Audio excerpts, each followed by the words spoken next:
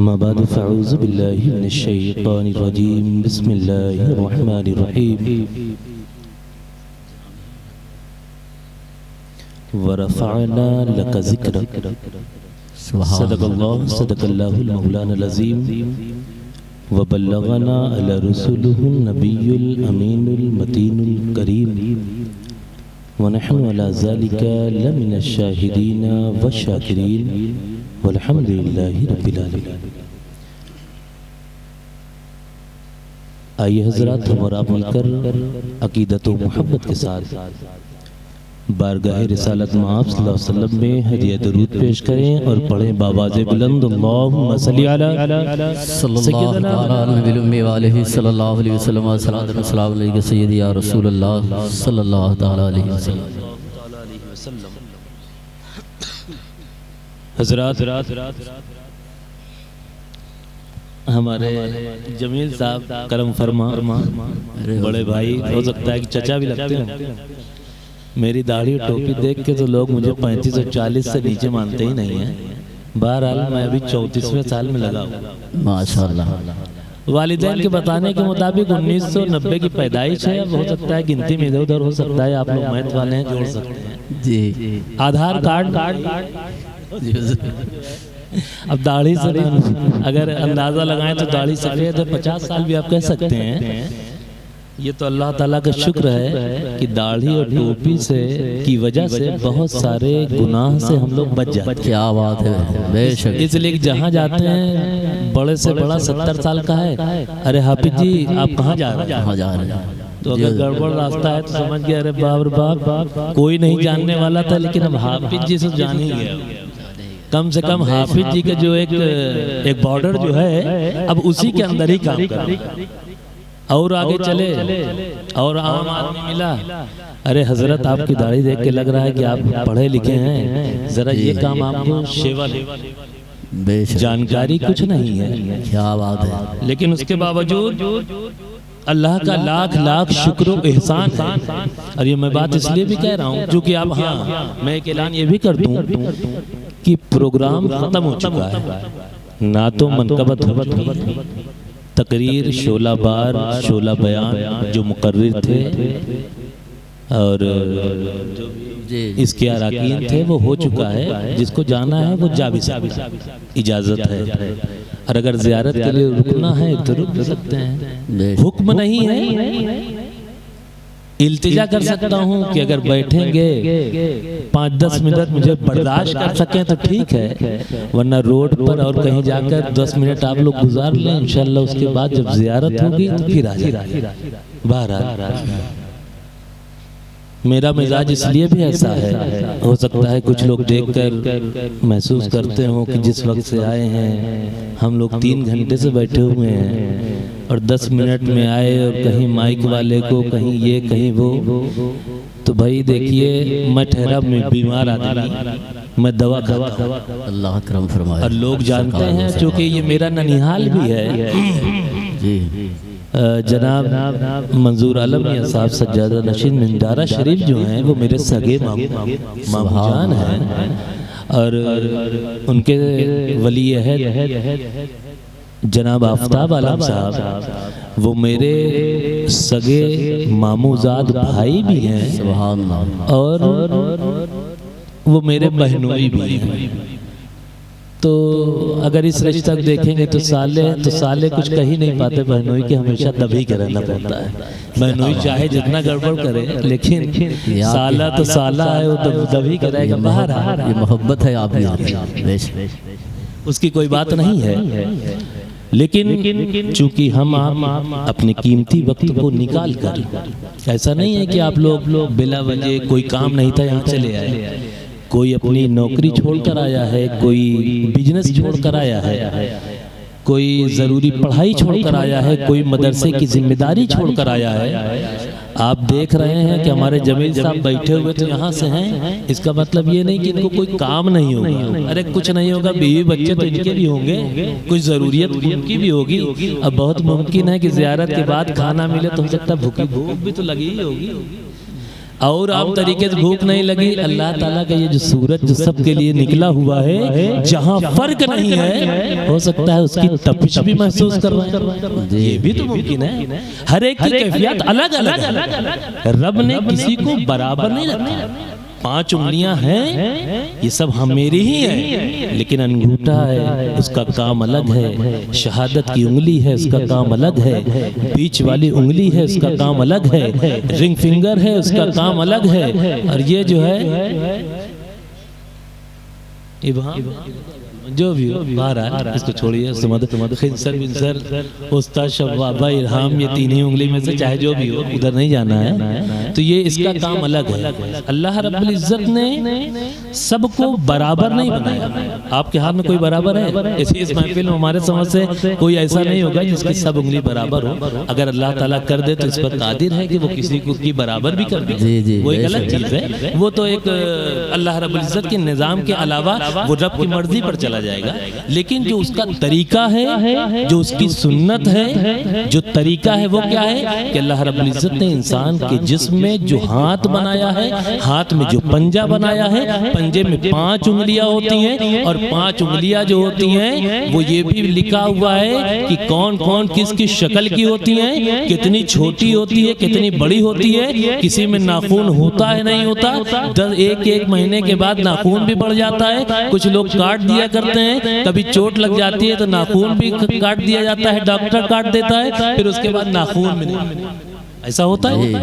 तो आप ही ना सोचिएगा कि हम नाखून के ऊपर चले गए। सिर्फ समझाने का मकसद ये है कि हर इंसान बराबर नहीं होता। अल्लाह रब्बुल इज्जत कि हम भी बंदे हैं, और गालिबन अल्लामा इकबाल ने कहा था, जी अल्लामा इकबाल ने कहा था कि चूंकि इसलिए भी मैं ये शेर पढ़ रहा हूँ कि हम लोग मस्जिद में नहीं बैठे हैं, एक खानका जिसको उलमाए तसव्वुफ ने मैकदे के नाम मैकदे के नाम से मौसूम किया है, यानी उसकी तशबीह दी है। तो हम ये कह सकते हैं कि हम लोग खानका में बैठे हैं। अगर आप कहें नहीं हजरत ये भी मस्जिद है, नमाज तो यहाँ भी पढ़ सकते हैं, तो ये जो 4 मीनारें दिख रही हैं इतने इतने पैसे लगा के जिसको बनाई गई मस्जिद, तो ये जमीन जितनी भी सब अल्लाह रब्बुल इज्जत की है, जहाँ इबादत करेंगे हो जाएगी। लेकिन अल्लाह रब्बुल इज्जत ने एक निजाम बनाया है। गांव में 100 घर है, 100 घर में आप 100 लोग हैं, हर घर वाले अपने घर में नमाज पढ़े तो जी आप फतवा लगा सकते हैं कि अपने घर में नहीं होगी, मस्जिद में हो सकती है ना। लेकिन मस्जिद में जमात वाजिब भी है। अगर हम अपने घर में बैठ जाएं कि इमाम साहब से हमारी मान लीजिए कुछ खटपट हो गई है, या मान लीजिए इमाम साहब से नहीं हुई, मुंतजिमीन से कुछ हो गई है, और अपने घर पर हम बैठकर सिर्फ नमाज पढ़ने लगे, तो हज़रत मैंने कहा देखा था, अगर कुछ कमी हो तो आप बताइएगा कि अगर वो अपना पढ़ने लगे, जमात छोड़ के घर बैठ जाए, तो एक गुनाह का काम उससे भी। नमाज तो पढ़ेगा वो, नमाज अदा भी होगी, फराइज अदा होंगे, लेकिन मस्जिद में जाकर बाजमात नमाज पढ़ना भी क्या बात है। बेशक मस्जिद में जाकर नमाज, ऐसा नहीं कि मस्जिद जाके नमाज पढ़ना वाजिब नहीं, मस्जिद में जाकर नमाज को जमात के साथ पढ़ना वाजिब। अगर हम घर में पढ़े हो तो जाएगी। ये सारी जमीन अल्लाह रब्बुल इज्जत की है, उसकी हमदो सना जिस गोशे से करेंगे सब वही उसी की हमदो सनाए। लेकिन मस्जिद का फिर क्यों निजाम आ गया? हम मस्जिद के लिए चंदा करते हैं, पूरी दुनिया में लेकर रसीद घूमते हैं। मिंडारा की सरजमीन पर मस्जिद बनती है, और सऊदी में अगर कोई लोग होते हैं तो वहां से चंदा आता है। इसकी क्या वजह? भाई क्या अगर कुछ बुरा लग जाए तो माफ कीजिएगा, तो क्या मिंडारा में लोग इतने अमीर नहीं है कि वो 10 लाख 5 लाख या 2 लाख या 1 लाख लगाकर मस्जिद बना ले? ऐसा है कि नहीं? इतने बड़े बड़े अल्लाह ताला ने तो ऐसे ऐसे शाहकार पैदा किए हैं कि एक इंसान चाहे तो इतना कारोबार है हज़रत कि अकेले घर में जैसे होता है, हम नाम नहीं लेंगे, अपने घर में एक कमरा हो सकता है, लोग मस्जिद बनाने पे आ जाए तो बन जाएगी। उम्मीद ये है। अब ये बात अलग सी है कि सरकार के ज़माने की कोई छप्पर वाली होगी, और कोई सऊदी में जब आप एंट्री करेंगे तो AC से ऐसे चमक दमक देखने वाली होगी, वो एक अलग चीज़ है। आप यहाँ की मस्जिद में जाएंगे माशाल्लाह बड़ी अच्छी मस्जिद बनी है। बाहर ये मीनारें जो दिख रही हैं, जब आप रात में आएंगे तो इसमें ऐसी लाइटें लगी हैं कि देखने के बाद उसका अलग। मस्जिद के अंदर जाएंगे, ऐसे आयात इतने अंदाज अच्छे अंदाज में लिखी हुई हैं कि देखने के बाद ये दिल करेगा कि आओ 5 मिनट और रुके, जितनी आयात लिखी है सबको पढ़ लिया जाए। लेकिन एक मैं मसला बताऊं जी, गलत जगह मत लीजिएगा। उलमा ने ये मसला लिखा है किताब में, और हजरत आप तस्दीक कीजिएगा कुछ गलत हो जाए तो जो आपकी जूतियों की धूल हो मैं जी हुजूर करम फरमाएं। नहीं, मैंने इसलिए कहा कि एक जब कोई बोलता है तो मैं कोई अभी मैं तिफले मकतब हूँ, न हाफिज हूँ न मौलाना, तमन्ना दिल में गूंजी है सुना दूं हक का पैगाम। तो चूंकि एक पब्लिक का एक अलग एक प्रेशर होता है, तो मुमकिन है कि जो बात मैं कहने जा रहा हूँ ज़बान आप भी इससे गुजरे होंगे। बहरहाल हाशिम मियां जिस वक्त करते हैं, अगर आपको ऐलान के लिए कहा जाता आप यही डरते रहेंगे कहीं ऐसा ना हो कि हजरत की शान में कोई ऐसा लफ्ज बोल दें कि गुस्सा। अरे ये अपने नाम एक मिसाल, तो ये ना समझिएगा कि उनके कोई वो नहीं। एक मिसाल मैंने दिया कि जो नुमाया अगर हिंदुस्तान में 2 नाम पाए जाते हैं, एक उबैदुल्लाह खान आज़मी और एक हाशिम मियां। आम तरीके से ये ना कहिएगा कि हमारे गांव के इमाम साहब बहुत अच्छी तकरीर करते हैं। आम तरीके से जब लिया जाता है तो इनके नाम पर हो सकता है 1-2 लाख की पब्लिक आ जाए इश्तिहार ही देखने के बाद। और ये भी मुमकिन है कि अगर रब चाहे ले तो हजरत का नाम भी हो, पब्लिक ना आए, हो सकता। और उसकी मिसाल मैं दे दूं आपको कि चूंकि सदर हूँ, हजरत आफ्ताब साहब ने सदर में नाम डाल दिया, मैं इसके लायक भी नहीं। जब मैंने देखा तो छोटा सा लिखा था, जब उसको बड़ा करके जूम करके देखा तो ऊपर नाम से ऊपर छोटा सा लिखा था ज़ेरे सदारत। अल्लाह इस सदारत का मतलब क्या हुआ? तो इसका मतलब कि सदर आप बनाए गए हैं। इतने बड़े बड़े मौलाना को तकरीर अगर ये कुछ करना चाहें तो कर दें, हम रोक ना पाएं। अगर हम कहें माइक धीमा कर दो तो माइक ऑपरेटर साहब सोचे कि मुकर्रिर साहब कह ही नहीं रहे हैं, ये बगल में बैठ के जो है फतवा दे रहे हैं और उनको यही नहीं पता कि सदर। तो ये थोड़ा सा हम ये कहेंगे हजरत कि आफ्ताब साहब ने थोड़ा हमको बढ़ा दिया जहाँ पे नहीं थे। अगर वही जमील साहब को रखे होते, ये माइक ऑपरेटर से कहते, अगर ये होता कि ये ऐलान गालिबन इनका नाम नहीं है, अगर होता ये कहते माइक ऑपरेटर साहब ऐसा कर दीजिए, तो माइक ऑपरेटर साहब ये समझते कि जमील साहब जो है ऐलान की जिम्मेदारी आफ्ताब मियाँ ने इनको दिया है, इसलिए कह रहे हैं तो धीमा कर। और अगर कोई हमारे जैसे बेवकूफ़ आदमी अगर कोई कहता तो जो है वो सोचते कि अभी आए हुए हैं, इससे पहले मंजूर मियाँ जो साहिब सज्जादा हैं यहाँ के 1.5 घंटे 2 घंटे 2.5 घंटे 3 घंटे जब से प्रोग्राम चल रहा है तब से वो बैठे हुए, तो उन्होंने एक बार भी ना कहा हजरत 10 मिनट के लिए आए अपनी छोकरी दिखाना शुरू कर दी।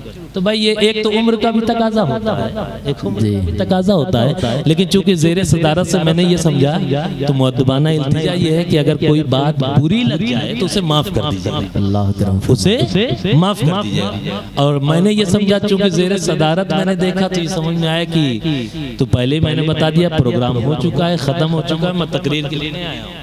जो भी जाना चाहे जहाँ जाना चाहे वो जा सकता है। आप बैठे और हम आप आले रसूल हैं, आपकी दुआ ही लिए हम खताकारों के लिए काफ़ी है। जी जी नहीं हम ये कहें कि हम उसमें से हैं कि कोई खाली नहीं रहेगा, आंख बंद करेंगे फरिश्तों को सुना देंगे। हम लोग तो ये वाले हैं कि अगर वो हम लोग पढ़ेंगे तो फरिश्ते अल्लाह ताला के नूरी फरिश्ते महफिल में आते हैं। कुर्सी खाली हो जाएगी, आंख बंद करेंगे, हम सुना रहे हैं फरिश्ते।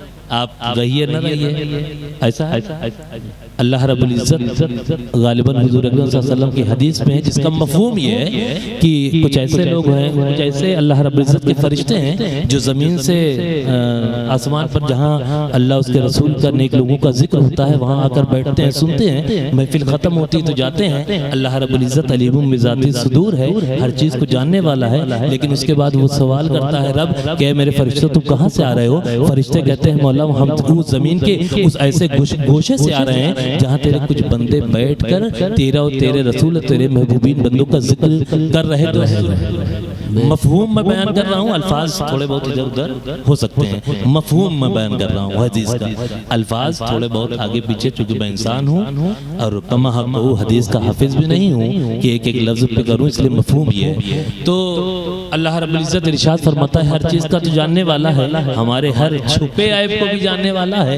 रात की तन्हाई में, सख्त काली रात में हम गुनाह करते हैं, रब उसको भी जानने वाला है। बेशक। और दिन के उजाले में, इस तपती हुई धूप में अगर हम कुछ करते हैं तो भाई उसको तो हम इंसान भी देखते हैं, रब तो देख ही लेगा, लेकिन रब भी देखता है जी।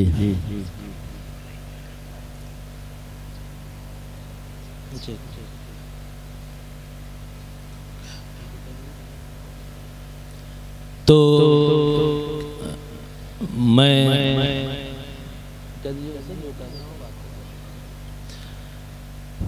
मुमकिन है कि अच्छा वो 2:15 बजे इख्तिताम का टाइम है गालिबन, और मेरे उससे जो है 3:25 हो गए, ज़ियारत भी करना है जी।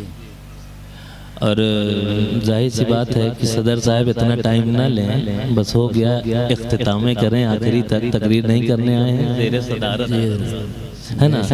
तो मेरी मुअद्दबाना इल्तिजा भी है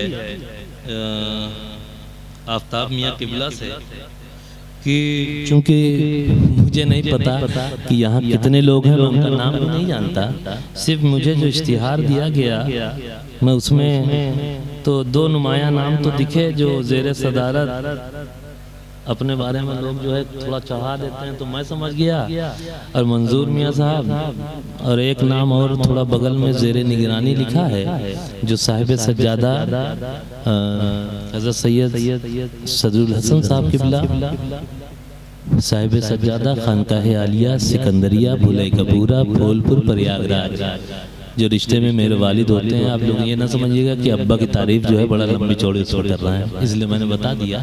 तो ज़ेरे निगरानी प्रोग्राम उनके हैं, तो मैं ये चाहूँगा कि आफ्ताब मियाँ अगर मेरी आवाज़ सुन रहे हैं तो वो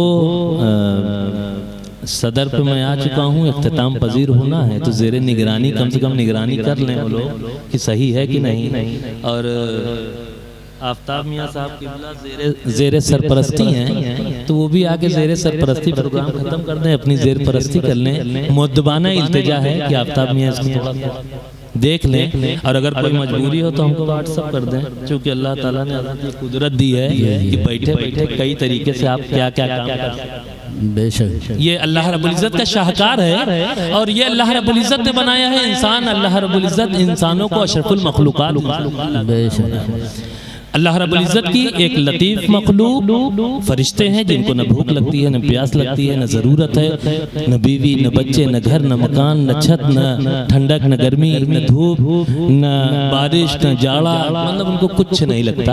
अल्लाह रब्बुल इज़्ज़त ने रोज़े अज़ल से जिस काम में लगा दिया है उसी काम में लगे हुए हैं। और अल्लाह रब्बुल इज़्ज़त की दूसरी मखलूक जानवर है, चौपाए हैं, इनके अंदर अल्लाह रब्बुल इज़्ज़त ने ख्वाहिशात रखे हैं, अक्ल नहीं रखी अल्लाह रब्बुल इज़्ज़त ने, लेकिन सारे हेलो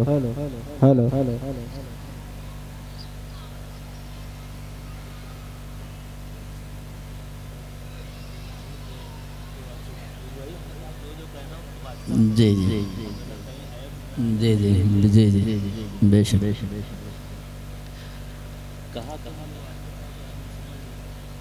अब हम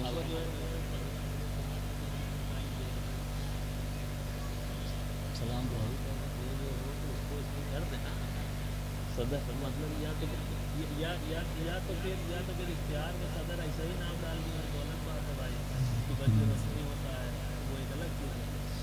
बहरहाल अच्छा, तो खलीफा गालिबन मिस्किन मियाँ साहब किबला मेरे नाना हुजूर अलैहि रहमतु व रज़वान व नव्वरल्लाहु मरकदहू के खलीफा जनाब मुबीन साहब किबला, जो रिश्ते में गालिबन मेरे चचा भी लग सकते हैं और एक ऊपर भी जा सकते हैं। बहरहाल ये वो उनका ये है कि लोगों को ये आप बता दीजिए कि मुमकिन है कि इश्तिहार में कुछ एक नुमाया नाम भी दिया गया था, जो मेरे पास इश्तिहार कहाँ गया, उसमें जो है एक नुमाया नाम, चूँकि इश्तिहार जब बनता है तो सारे रूल होते हैं, सिर्फ रस्म हो तो अलग बात है, लेकिन जो अक्लमंद होते हैं वो थोड़ा सा उसके हिसाब से लगाते हैं। तो एक हजरत उसी इश्तिहार में एक नाम है, आपने अगर पढ़ा हो तो उसमें ऊपर लिखा हुआ है खुसूसी खिताब और उसके नीचे लिखा हुआ है मुफक्किर इस्लाम खतीब दीन मतीन हज़रत अल्लामा मौलाना मुफ्ती मोहम्मद शहाबुद्दीन सकाफ़ी साहब किबला फाजिल अस-सकाफ़त सुन्निया और क्या क्या है केरला बारो झारखंड कहीं के रहने वाले हैं, सारा उनका पता होता लिखा है, आपने पढ़ा होगा। तो हजरत ने कहा है, इसलिए मैं कहता रहा हूँ भाई देखिए जलसे वाले कहते हैं कि आपने ऐलान क्यों कर दिया, हमने दूसरे को रख दिया था प्रोग्राम था तो आपने ऐलान क्यों कर दिया। इनकी इजाज़त हुई इसलिए मैं कह दे रहा हूँ कि किन्हीं वजूहात की वजह से, चूँकि हम लोग जो है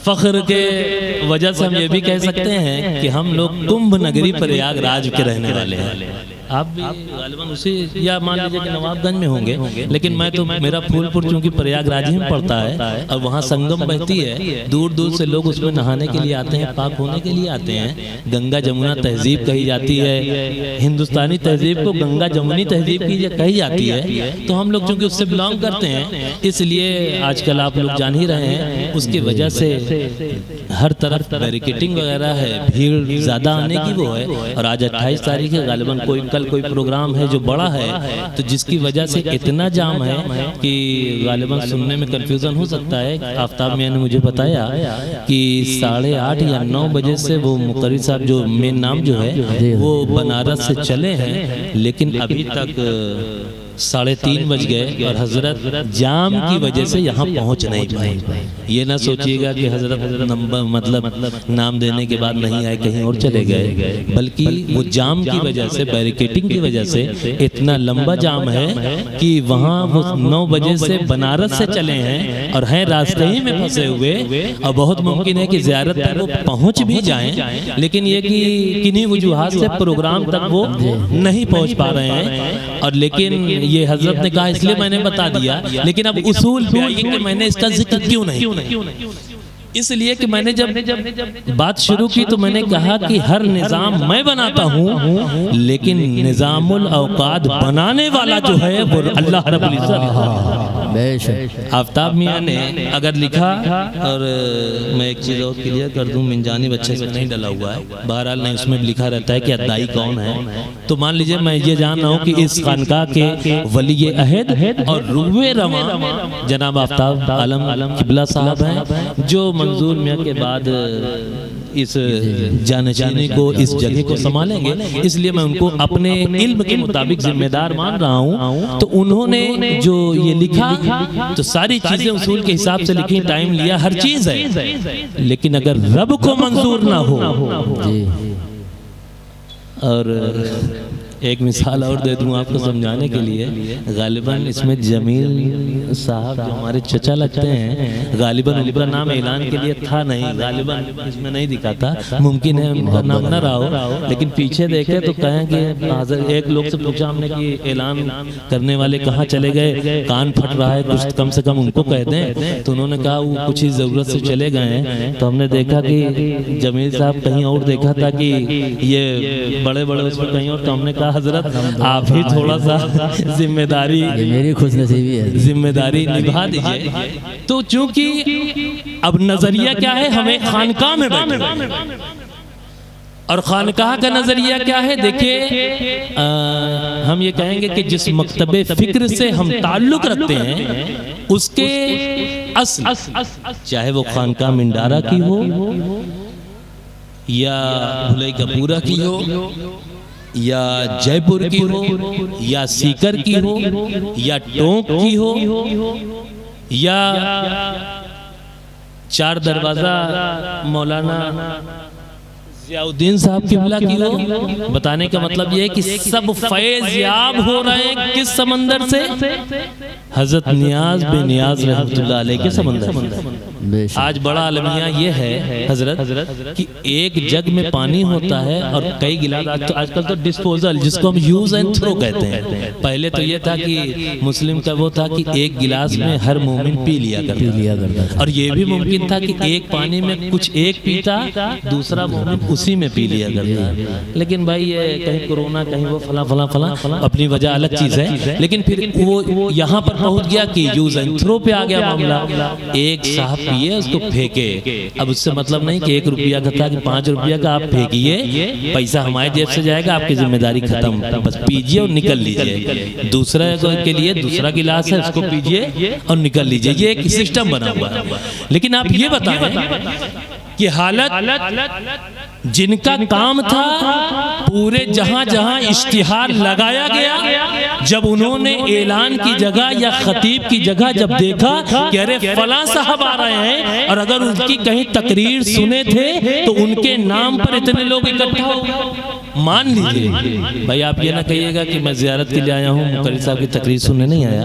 मैं अपनी बात कर रहा हूँ कि मैं इस गर्ज से भी आया कि ज़ियारत भी होगी, और इस गर्ज से भी आया कि जो मुकर्री साहब आ रहे हैं इनके आगे सकाफ़ी लिखा हुआ है, यानी अस-सकाफ़त सुन्निया से फारिग हैं। और अस-सकाफ़त सुन्निया कहाँ है? वो सुन्नी का बहुत बड़ा इदारा है, जो मरकज़ है, जो केरला की सरजमीन पर है। गालिबन उसके मेन को मैं भूल रहा हूँ, नाम भूल रहा हूँ। अस-सकाफ़त सुन्निया उस सुन्नी मरकज़ है, उससे फारिग होने वाले आगे सकाफ़ी लिखते हैं। जिस तरीके से किछोचा की सरजमीन से फारिग होने वाले लोग अगर तलबा हैं, इल्म वाले हैं, तो अल-जामतुल अशरफ के नाम से वो अशरफी लगाते हैं। और अगर उस अशरफी किछोचे के मैखाने से फारिग है, मदरसे से फारिग ना हो, अगर उस मैखाने से फारिग हो तो वो भी अशरफी लगा। और मुमकिन है अगर मुबीन साहब को अशरफी देख लीजिएगा तो ये ना सोचिएगा कि अज्जामतुल अशरफ से फारिग है, समझ लीजिएगा कि इनको वहाँ के सरदार जो हैं मखदूमे की चौचा, उनसे निस्बत है। ये समझ में आती है। तो मामला ये है कि सारी चीजें रखी गई, उनके नाम पे लोग आए, लेकिन वक्त जो हुआ उनकी तकरीर ही नहीं हो पाई। टिकट भी था, बात भी थी, वादा भी था, उन्होंने कहा भी था, करने वाले चले भी थे, वक्त से चले भी थे कि 1 घंटा पहले पहुंच जाएंगे। और हालात ने ऐसा मजबूर किया कि बहुत मुमकिन है कि ज़ियारत में भी ना पहुंच पाए। ऐसा मुमकिन है कि अगर बिल्कुल लग गया तो भाई माफ़ कीजिएगा, अब पुलिस वाले आगे नहीं जाने दे रहे हैं, यहीं से मुझे वापस जाना पड़ेगा। ऐसा भी हो सकता है भाई। आज हुकूमत का ये निज़ाम है, वो एक अलग चीज़ है। लेकिन हम चूंकि खानकाह में रखते हैं तो हमको असल पर होना चाहिए कि खानकाही निज़ाम।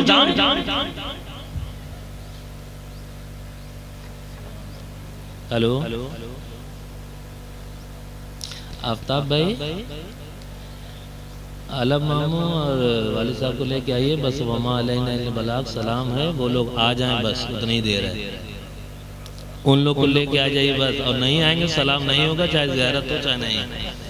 जी हाँ, देखिए थोड़ा ननिहाल मुँह लगा होता है, माफ़ कीजिएगा। और अगर नवासा ननिहाल में रह जाता है लोग कहते हैं बिगड़ जाता है, इसलिए नाना नानी जो है नवासा ननिहाल में नहीं बोलेगा तो कहाँ बोलेगा। तो थोड़ा सा होता है कि बिगड़ जाता है। लोग कहते हैं कि ददिहाल में रखो, अगर ननिहाल में करोगे तो नाना लोग मोहब्बत में कुछ ऐसी चीज़ें, मोबाइल नुकसान करता है, लेकिन जब नवासा रोने लगा तो नाना दे दिए। हूरों से फरिश्तों से ना गिलमान से पूछो, अजमत मेरे सरकार की कुरान से पूछो, मझधार में हमने पुकारा था नबी को, क्यों थम गया तूफान से पूछो, इसके शहे कौनैन में क्या लुत्फ मिलता था, हजरत अवेश करनी के दंदान से पूछो। और ताज़ीम नबी आले नबी होती है कैसे, आओ बरेली के अहमद रजा खान से पूछो। जी बहुत बहुत शुक्रिया जनाब चचा जान जमील साहब। पढ़ना मुझको था लेकिन मेरा काम इन्होंने कर दिया, इसलिए शुक्रिया भी कहना पड़ेगा इनको। यहाँ पे बैठे सदर साहब बना दिए गए हैं, हालांकि वो लियाकत नहीं है, लेकिन अब क्या बताएं, हम लोग चूँकि जिस मैखाने से ताल्लुक़ रखते हैं, हज़रत जिसके रूहे रवां आप कह सकते हैं कि जिसकी असल जो है वो हज़रत निज़ामुद्दीन औलिया महबूब इलाही से है। जो बड़े हैं वो बड़े रहते हैं, जो खड़े हैं वो खड़े रहते हैं। ऐसे अफलाक से मिलता है हमारा सजरा, जिनके जूतों पे कई ताज पड़े रहते हैं। जी जी बेशक। और इसको जमील साहब की इस बात को मैं अपने एक जी बेशक थोड़ा थोड़ा आया है जी तब क्या है कि तमन्ना मैं तिफले मकतब हूँ ना हाफिज हूँ ना मौलाना, तमन्ना दिल में गूंजी है सुना दूँ हक का पैमाना। तो अभी कुछ हूँ नहीं, लेकिन अब वो तमन्ना, जब शुरू में कोई गाड़ी चलाता है तो 180 की स्पीड चलाता है, और जो माहिर होता है वो 20 की स्पीड से 30 जरूरत पड़ती है तो 80 भी चला लेता है। तो ये नए पुराने की बात है, ये मंझे हुए खिलाड़ी हैं और हम शुरुआती खिलाड़ी हैं, लेकिन इनसे ये सीखेंगे इंशाल्लाह। आगे चल के हो सकता है दूसरी जगह ये अशार भी हम पढ़ लें, जब वहाँ जरूरत पड़े तो ये पढ़ लें। तो मैं एक शेर कहता हूँ कि उस गली का गदा मैं हूँ जिसमें। अब किसका शेर है ये मुझे नहीं पता जी, आप लोग जानते हो, समझ लीजिएगा उसको। सिर्फ हम अपना माना लेके चले जाएंगे, हो सकता है कि हमको ये नहीं पता किसका शेर है। उस गली का गदा, और गालिबन आला हज़रत का शेर है, गालिबन, मुमकिन है कि गलत भी हो सकता हूँ। उस गली का गदा मैं हूँ जिसमें मांगते ताजदार फिरते हैं। अच्छा ही है ना, मांगते नारे तकबीर, नारे तकबीर, नारे रिसालत, नारे रिसालत, या रसूल अल्लाह।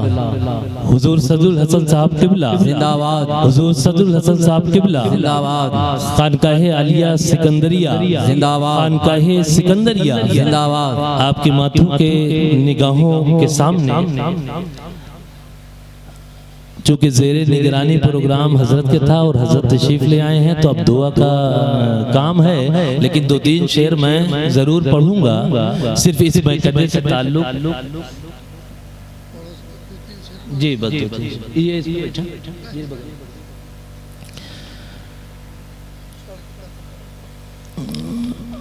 2-3 शेर की इजाज़त मिली है तो 2-3 शेर मैं पढ़ूंगा।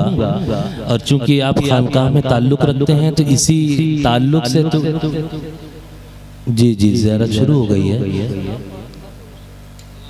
सिर्फ नस्ल यह मैं कदा, यह रिंद है, यहाँ सब कसाकी इमाम है, यह हरम नहीं है शेख दी, यहाँ पारसाई हराम है, कोई मस्त है कोई तश्न लब और किसी के हाथों में जाम है, भला कोई इसका करे भी क्या, ये तो मैं कदे का निज़ाम है, और जो ज़रा से पी के बहक गया उसे मैं कदे से निकाल दो, यहाँ तंग नज़र का गुजर नहीं, यहाँ अहले ज़र्फ़ का काम है।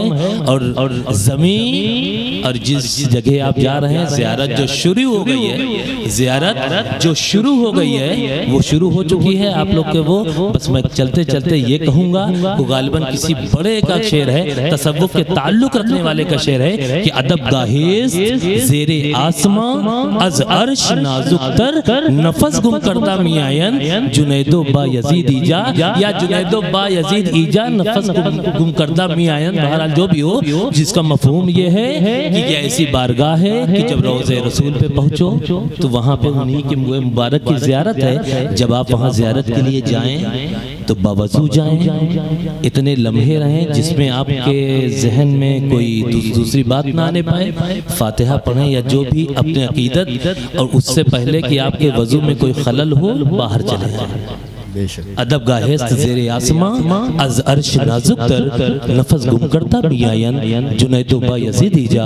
और इस महफिल पाक में आए हुए तमाम मेहमानों का हम तहे दिल से शुक्रिया अदा करते हैं, और आफ्ताब मियां की जानिब से भी शुक्रिया अदा करते हैं, और उम्मीद करते हैं कि आगे किसी प्रोग्राम में आपको जब याद किया जाएगा तो हमारी हौसला अफजाई के लिए आप लोग फिर इकट्ठा होंगे। वमा अलैना इल्लल बलाग। अस्सलामु अलैकुम व रहमतुल्लाहि व बरकातहू।